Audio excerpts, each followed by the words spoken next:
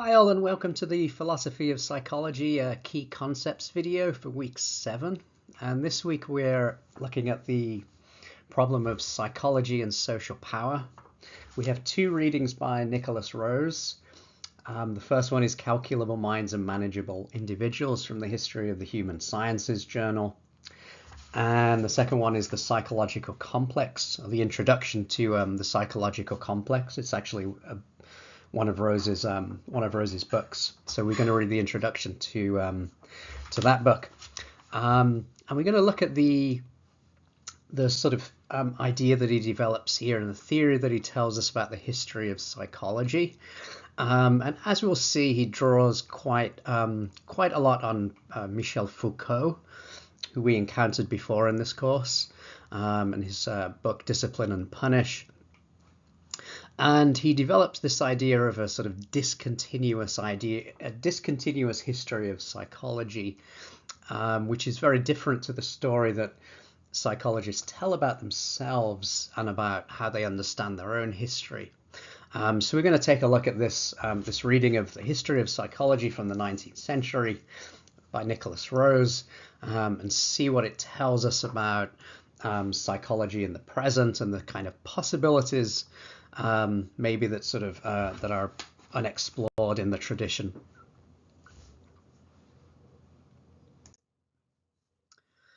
So how do the psychological sciences define themselves? According to Rose, there's a key claim which is made by the psychological sciences, psychology, psychiatry, etc.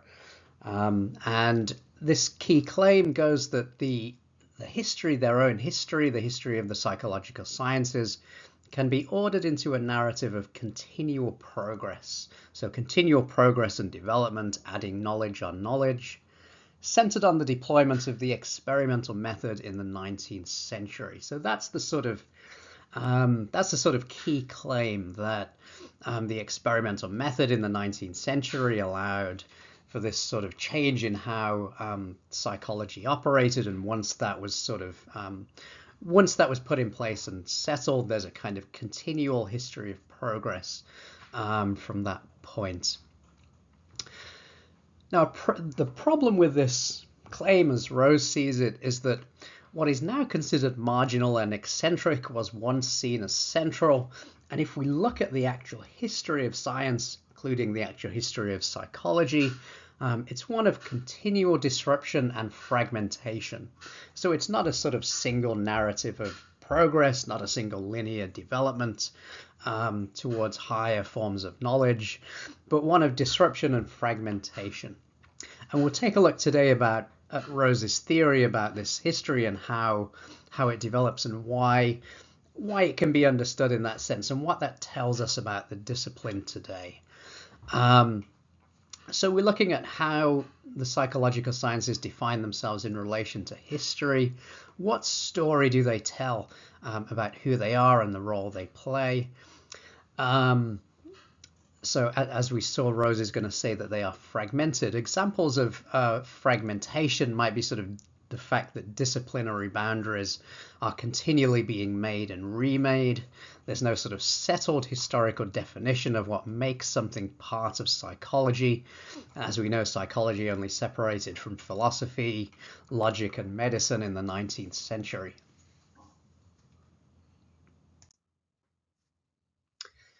Now, Rose also mentions these sociological histories of psychology. And as he tells it, they have a sort of specific purpose, or they want to do a kind of specific thing, these narratives. They want to delegitimize the narrative the psychological sciences tell themselves. So to sort of criticize that narrative of progress, of sort of continual development of knowledge. And instead of this, the sociological histories that have been written have seen the history of psychology as driven by external factors, in particular economic, political, and professional. So an example might be sort of links with the demands of capitalism and capitalist production, and that's the thing that kind of drives psychology and the way it works, the need for regulation of the labor markets, for example.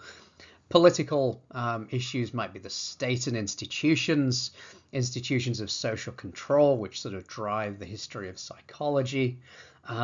Professional power, of course, we might say desires to maximize itself, and therefore leads to claims to have specialist knowledge and techniques that are unique to the discipline.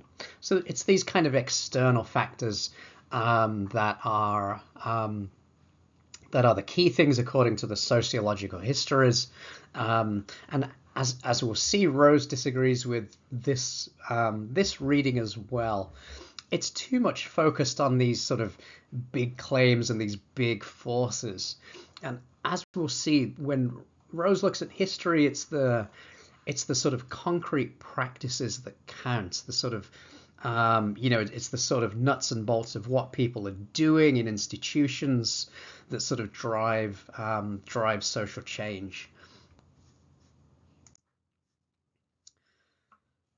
So on Rose's story of the history of the psychological sciences, psychology as we know it today emerged out of attempts to resolve problems related to the employment of the human factor in the institutions of modern life. So it's not a theoretical history, but one of an attempt to solve practical problems thrown up by modern institutions. So, for example, psychology is not sort of defined on this view by sort of centuries of sort of theoretical speculation about the soul, what it's capable of, how it works, what it's made of. It's not a theoretical thing, but an attempt to solve these practical problems in modern institutions. It's problems to do with the human factor. In other words, when people are sort of gathered in large numbers, in large groups in these modern institutions of hospitals, schools, prisons, and so on, the question is how are they to be sort of arranged? How are they to be sort of employed efficiently? How are sort of problem areas to be sort of designated and controlled?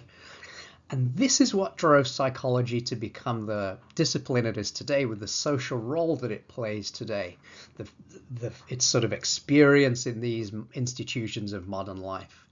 So psychology constituted the domain of subjectivity, Rose says, as itself a possible object for rational management.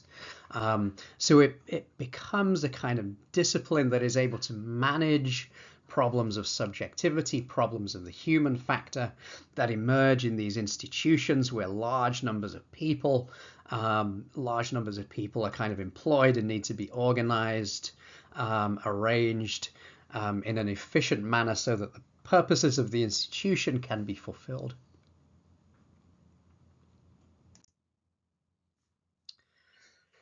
Now, psychology was able to play this role because it provided the techniques and methods to get information and intelligence about what was going on in the minds of individuals. So this information might have been written reports, charts, graphs, or statistics.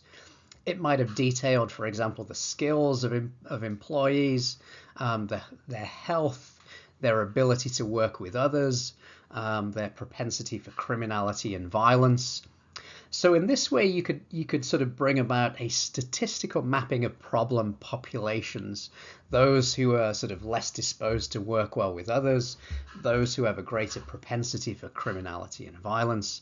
So it allows people to be ranked according to how far they are from the norm. That idea of normalization is very important here.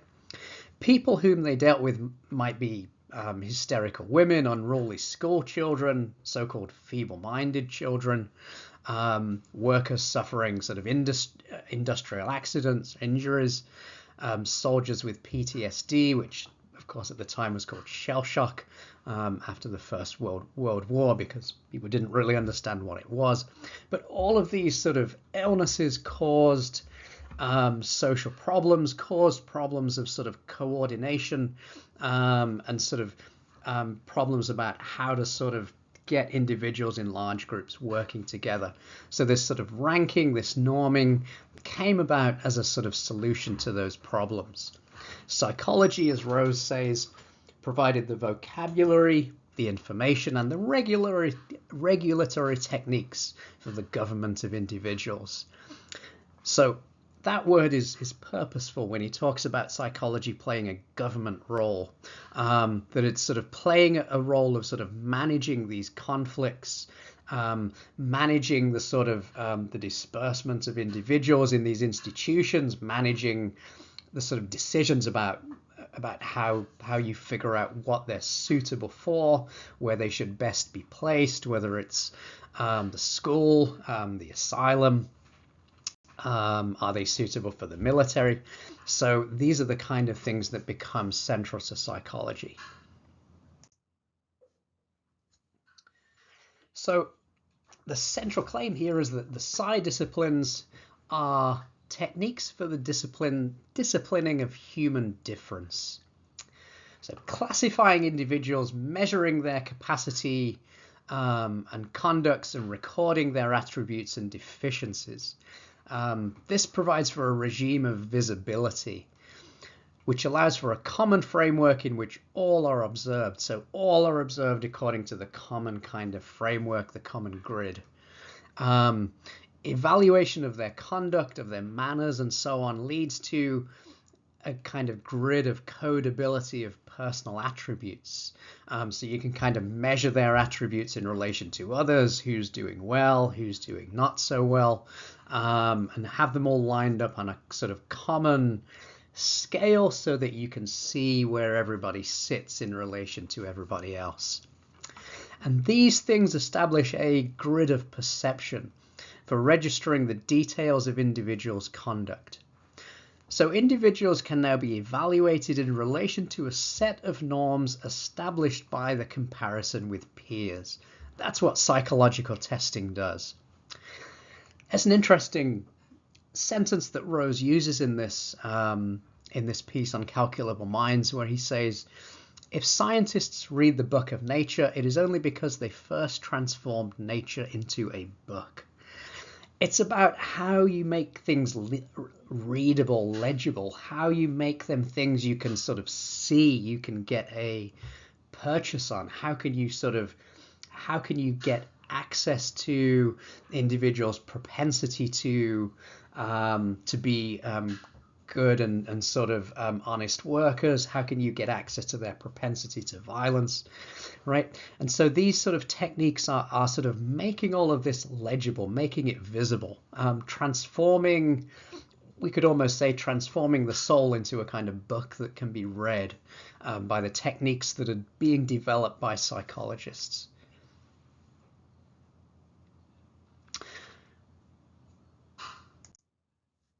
So in terms of this idea of psychology as kind of disciplining human difference, there are two central tasks that the psi disciplines perform, the psychological disciplines are going to be called upon to perform.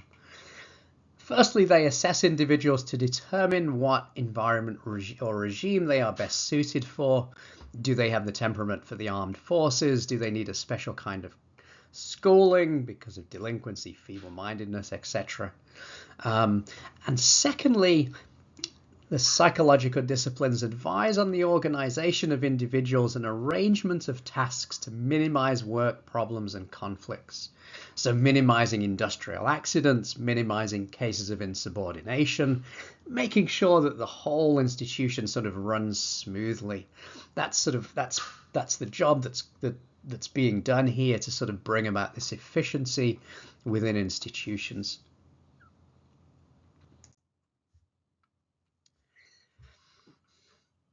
So a phrase that Rose uses in this article is the science of individualization. And what he means by this is the capturing of the properties, the capacities and energies of the human soul in material form. Right? And this is central to all the techniques that psychologists discovered in the 19th and early 20th century. Techniques to sort of render the kind of capacities of individuals sort of material and therefore comparable with others and sort of placed on a common scale where everybody can be kind of judged and allocated and sorted. So these properties were captured in charts, in pictures, in measurements. The demand in new institutions for managing human difference led to the invention of these new techniques in the psi disciplines that referred, say, poor school performance or tendency to delinquency or crime as attributes of the soul that were discovered by psychology. So it's like psychology is sort of shining a light on the soul in sort of using these techniques to draw out the propensities and the capacities of human beings. And effectively, the mind is materialized. The mind begins to take is something that begins to take on material form in the way it's made legible by psychological techniques. So the collection of data on a large number of individuals under controlled conditions led to two important things: standardization and normalization. Those are the two things that Rose thinks are the consequences here: standardization and normalization. So comparable information collected on a number of subjects led to the norming, as individuals were judged according to how they fit on the curve. So you can see here, this is a sort of standard normal curve where you've got sort of outliers at both ends, and the norm is created by the average, this sort of big clump of people in the middle who are sort of average. So that creates our idea of normality. So this created idea of normality, which then some individuals were judged to be lacking. So this is how psychologists were able to manage individual difference. Deviant or non-normal individuals were rendered visible. They're rendered visible through these kind of normal graphs or norming graphs and other sort of techniques. They're rendered visible and therefore categorized according to their propensities on whatever sort of measure or whatever thing is being judged. So in this way, we can see the way that the psychological disciplines on this reading became important to a certain project of social control. The psi disciplines became influential and important because they came to assist in this project. And in this way, psychology was part of a project to manage individual differences in order to maximize individual and social efficiency. Right? So it's about sort of managing these differences in order to make sure that the sort of the sort of big agglomerations and the big institutions run smoothly, that there's as much sort of efficiency and as little friction in terms of how they work as possible. And that means managing the masses of individuals that run and work in these institutions. So psychology provides techniques for the management of individuality, seeking to mold and shape the psyche in order to fabricate useful, adjusted, and compliant individuals. So it's serving a particular social imperative. It's maximizing individual and social efficacy, or efficiency rather.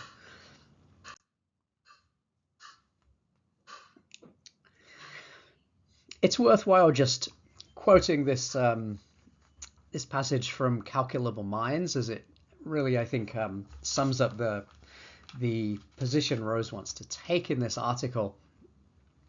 On page 186, he says, "The psychological sciences did not consolidate themselves into disciplines around the timeless project of understanding the human mind." Right, so they're not theoretically driven. They didn't emerge from theoretical speculation, but around contingent and historically variable problems of institutional life, the psychophysical capacities and behavioral phenomena which they required and sought to produce, and the variability and vicissitudes of the human subjects to which they accorded a visibility and a permanence. So note the critique of the sociological view as well here, as well as the sort of way that psychology sees itself as sort of emerging from theoretical speculation. Right, but unlike the sociological view, it's not simply driven by economic forces like capitalism, but it emerged in real practical problems of modern institutions. In the psychological complex, Rose says that psychology of the individual was not formed in the study or the laboratory. It crystallized around the issues relevant to the objectives and mode of functioning of social practices. So it sort of fit into the purpose and what those practices were trying to achieve and making them more efficient. The school, the reformatory, the army, the factory, the modern institutions in which the behavior of large numbers of people must be coordinated, and the need for new modes of measurement and assessment to make possible this coordination of behavior on a large scale. This is what sort of drove psychology to become the discipline it is today. This experience around the functioning of social practices and how people could be sort of coordinated and managed to be able to fit into the needs of those practices and sort of drive them as efficiently as possible.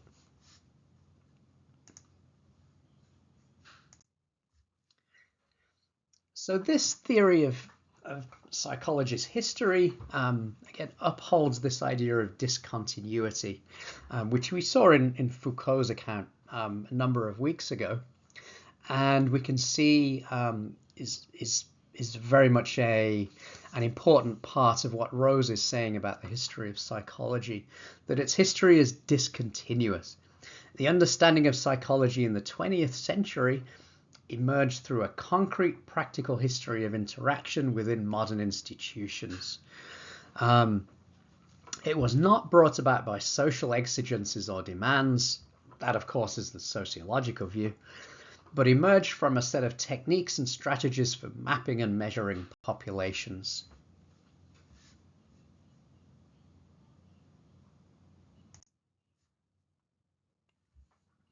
Okay, so the tasks for this week, hopefully you've already read Calculable Minds and Manageable Individuals, the introduction to the psychological complex.